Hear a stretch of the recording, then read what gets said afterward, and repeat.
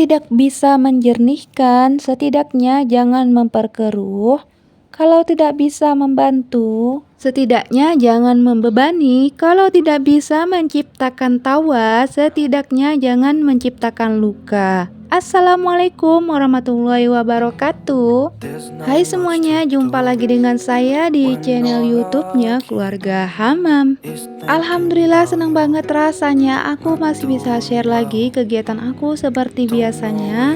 Masih bisa sapa-sapa teman-teman lagi. Gimana kabarnya hari ini? Semoga sehat selalu ya, bahagia selalu, amin. Share lagi aktivitas aku di rumah kontrakan minimalis sebagai seorang ibu rumah tangga yang memiliki 3 anak yang masih bayi dan balita yang tinggalnya di Duri Riau ya. Seperti biasa, aktivitas aku dimulai di subuh hari.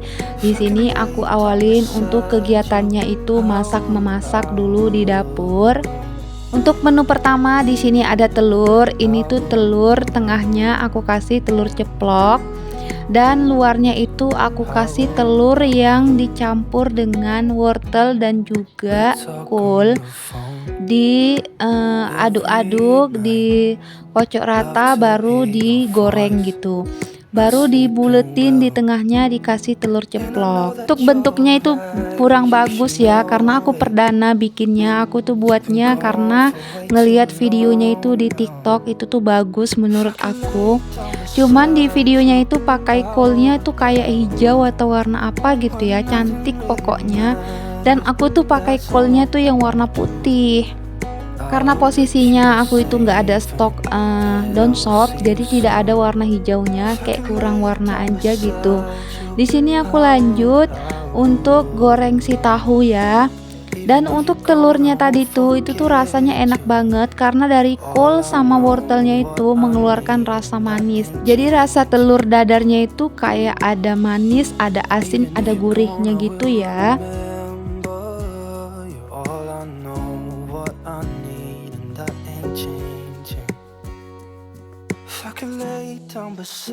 Oke, di sini ada menu sayur. Sayurnya ini pakai wortel sama buncis. Di sini aku tumis bawang merah, bawang putih sama cabai, baru aku kasih air. Baru setelah airnya mendidih, aku masukkan sayur wortel sama si buncisnya. Untuk si tahunya ini nanti rencananya mau aku semur ya.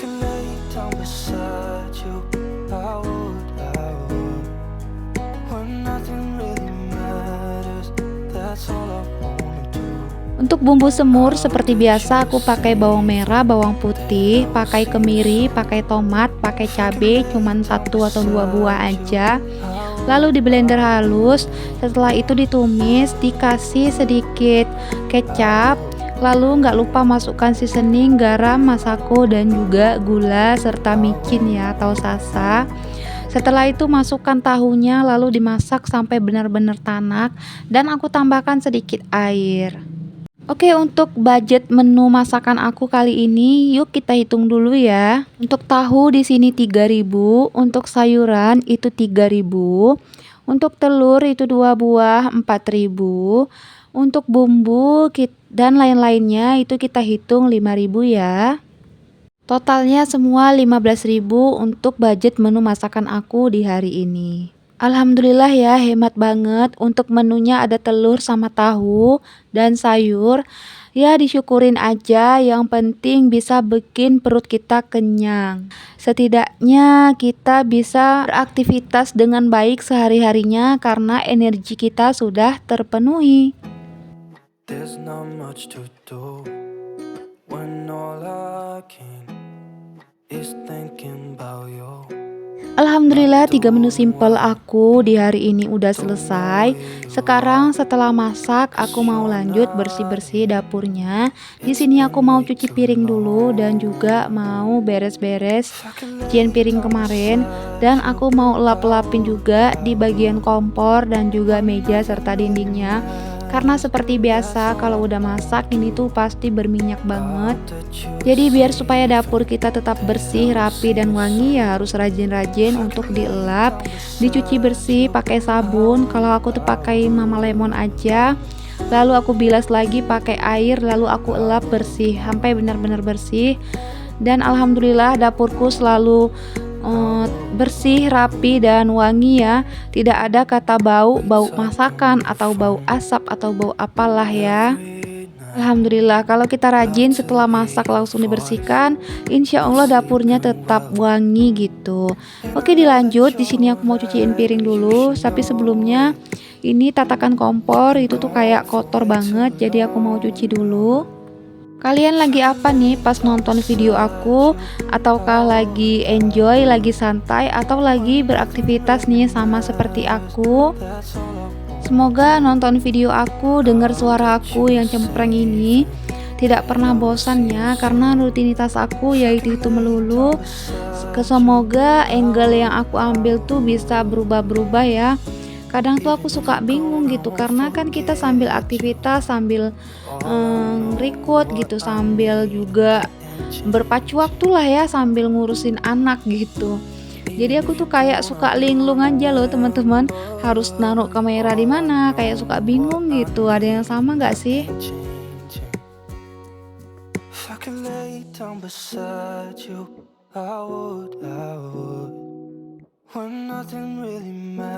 Oke, tadi itu aku mau putar air keran yang ada di bagian kamar mandi, karena aku tuh lagi ngisi air ke mesin cuci.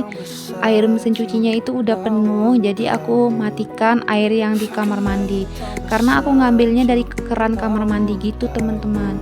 Oke, ini udah selesai untuk cucian piringnya. Aku lanjut mau bawa piringnya ke depan lemari rak piring. Jadi aku tiriskan dulu, kalau udah tiris baru aku telupin di dalam di dalam lemari rak piring. Oke, di sini aku mau bersihkan sink. Ini aku sikat-sikat sinknya biar bersih, biar lebih nampak kinclong aja gitu. Oke, di sini aku mau angkatin piring-piringnya ini yang ada di atas meja, yang ada di atas kursi juga. Ini tuh ada juga piring yang kemarin sore. Jadi piring yang kemarin sore itu langsung aku telungkupin. Tapi kalau piring yang baru aku cuci tadi, jadi aku biarkan aja dulu, karena airnya itu belum tiris. Karena sayang banget kalau lemari ini masukkan piring yang masih basah, karena buat lemarinya itu kayak berjamur, kayak ada bercak-bercak gitu loh, ada bercak-bercak putih gitu, kayak nggak cantik lagi gitu untuk lemarinya. There's not much to do when all I can is thinking about you, not doing well. Oke, sambil aku aktivitas, sambil aku mau sharing juga ya teman-teman.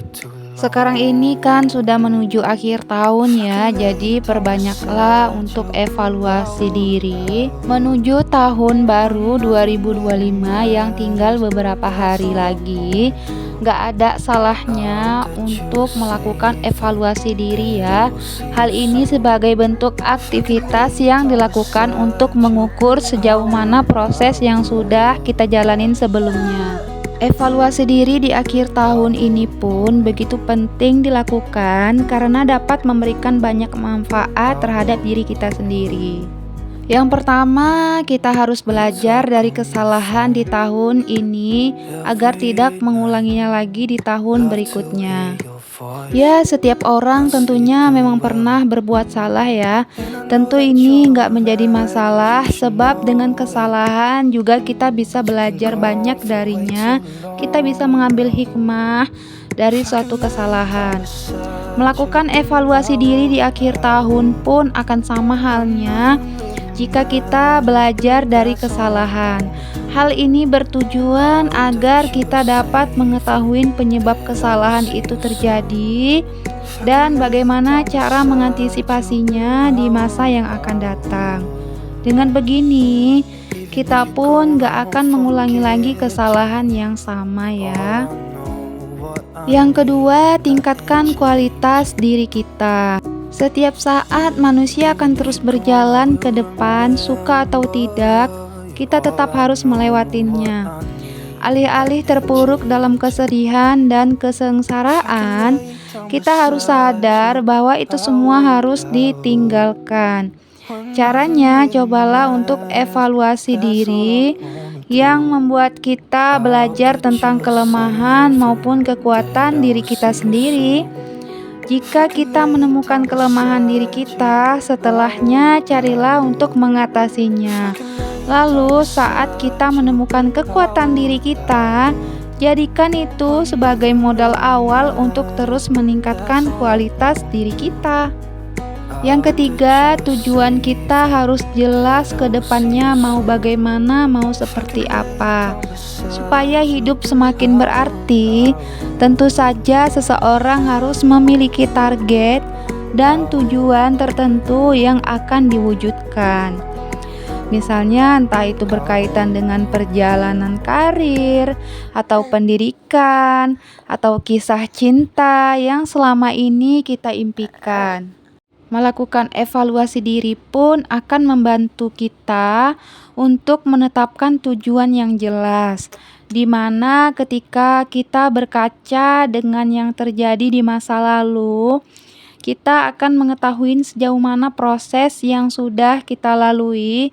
Setelah itu, kita pun dapat menyusun langkah demi langkah yang bakal kita jalani ke depannya. Seperti kata motivasi ini, jika kamu tidak punya rencana, kamu tidak akan sampai ke sana. Hal-hal tidak terjadi secara kebetulan. Oke, poin yang keempat, memudahkan untuk mengambil keputusan. Dalam mengambil keputusan, kita tidak boleh sembarangan.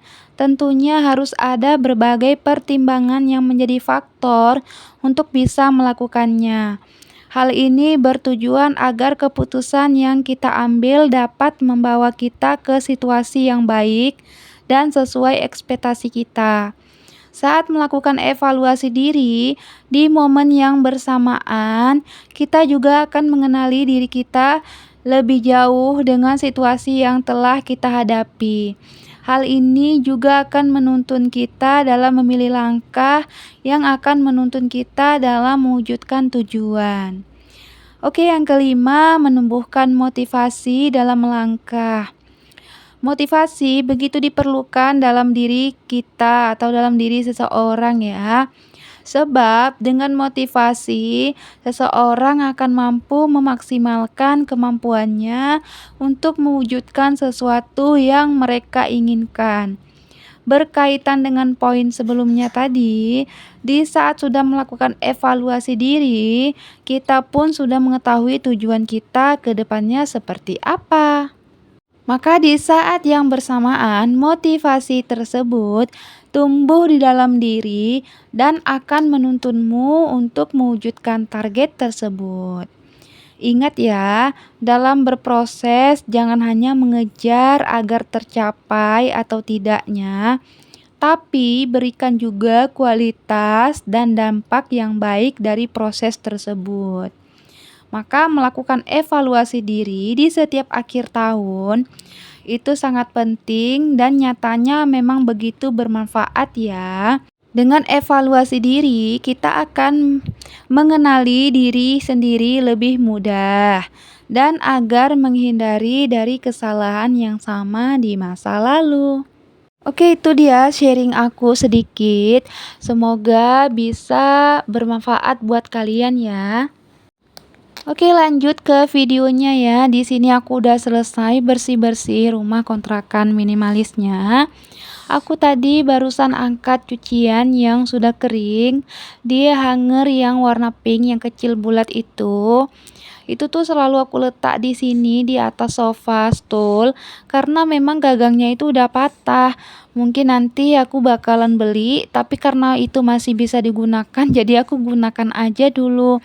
Kayaknya biar lebih hemat ya, biar supaya tidak boros. Ya begitulah kalau punya anak kecil otomatis bisa patah gitu apa yang kita punya di rumah, jadi ya memang harus pandai-pandai kita menjaganya.